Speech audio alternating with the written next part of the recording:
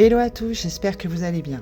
Alors aujourd'hui, on va parler de comment adapter sa communication face à une personne narcissique, voire toxique.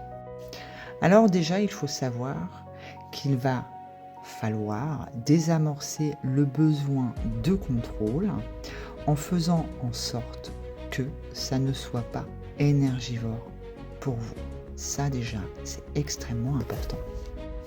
Car on sait que ces personnes cherchent continuellement à avoir le dernier mot, à déclencher des réactions émotionnelles pour pouvoir garder le pouvoir sur vous et se sentir supérieur, voire même, pourquoi pas, à devenir indispensable.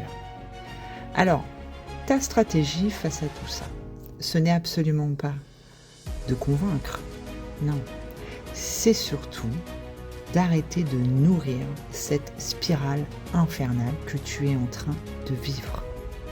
Alors, il y a plusieurs techniques, d'accord ? Il y a déjà en répondant dans la neutralité, en étant bref et factuel dans tes réponses. C'est extrêmement important.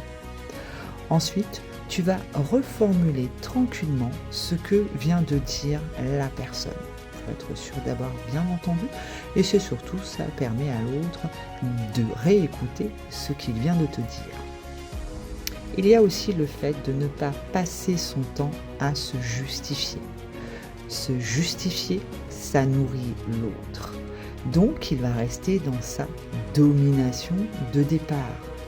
Sache en fait que plus tu vas rester calme, plus tu vas rester bref, plus tu vas rester dans le contrôle de toi-même et plus en fin de compte tu vas prendre le contrôle sur l'autre.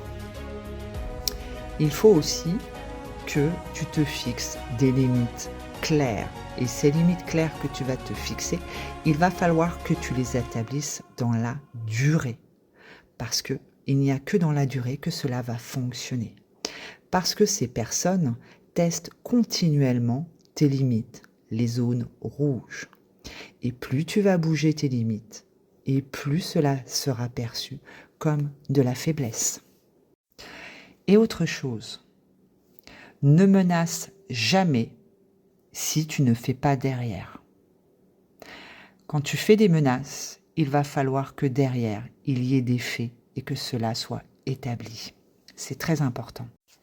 En fait, sache-le, mettre un cadre et des limites, c'est très important. C'est la base en fait du développement personnel et surtout de la vie en fait, le cadre et les limites. Pourquoi ?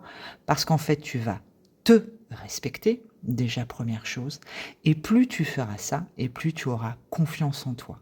Parce que malheureusement, ces personnes-là, à cause de, très souvent, on perd la confiance en soi.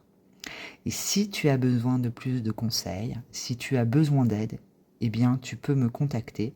Je suis Céline, coach thérapeute, expert systémique en relations hautement toxiques et en protection de la famille, et je peux t'aider en cela.